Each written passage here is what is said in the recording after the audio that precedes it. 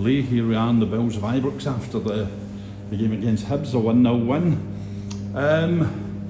Odd game, scrappy game. Started off strangely with the team. What did you make of the setup with the team? It was a bit kind of cobbled together. It was. Probably not a huge surprise because we know that there was going to be a couple of guys out. We knew Miovski was probably going to miss out. Great to see Sterling back. Great to see Finlay Curtis in. I've been a big fan of his. I think he's been a little bit unlucky with not getting a few more chances in the first team. I think obviously Gassama coming in and Moore, starting it. I think those guys have been just a little bit ahead of him. She's had to be really, really patient. We just heard the manager talk there about the team, and apparently the average age of our outfield players was only 22. So yeah, it was a bit cobbled together. We've got to have it right.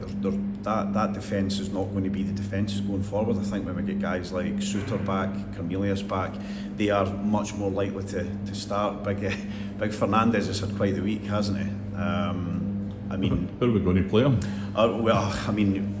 He's had a shocker on Thursday. So it feels like he's been criticised from pillar to post, from fans to Rangers legends on co-commentary.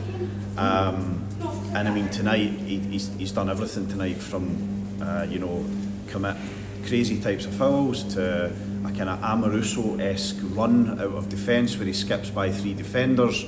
The entire stadium's got the collective hearts in the mouth, and he scores a brilliant winner, fantastic header right into the top corner. So it was quite the evening for him, and that man Dujon Sterling, just talking about the lineup, brilliant to see him back. He's probably played as much a part as anyone in winning the game tonight, because he's had one off the line at 0-0 when Hibs were probably a bit more on top, and he's had that assist at the other end. So it's strange that you're saying on top, because we also had a chat with the Hibs manager or stroke coach, whatever they're called this week, and he was saying that he felt that at times that his team really struggled to get on top of Rangers, that they had to bring on more tacklers, that they weren't really able to enforce themselves on the game. It was a game I thought that, in days gone by, we would have probably looked to win at a canter, but it was a strangely kind of nervous night. Our coach Danny Rowe did say that he thought the crowd were better, but I thought because of the performance at the back and the lack of being able to clear things, the fact that Jack Butland had a couple of stutters, it was a very nervous performance, and people were just looking at the clock and going, 1-0 isn't enough here. Yeah, no, I totally agree. A weird night is about sums it up, because Danny Rowe spoke about the crowd sticking with the team tonight. I'm not sure if that was the case. I thought the crowd were a bit frustrated, and they let that be known. There certainly wasn't any booing or anything like that, but certainly there was a lot of exasperation coming from the stands.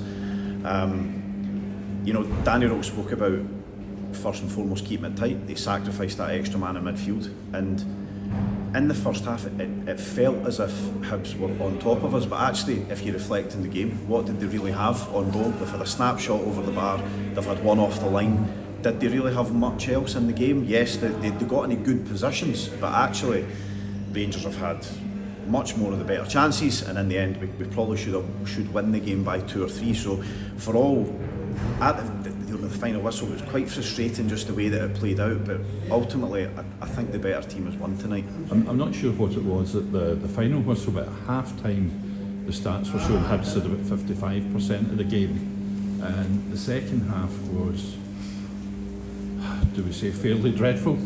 Yeah, no, I think you're right. I think second half was very scrappy. There was a lot of turnover and possession in the middle of the park. David Gray spoke about I brought on more attackers, and just to press Rangers, and that left us more open. I can't actually think that I seen it like that. I don't think I've seen that Hibs were really pressing us hard.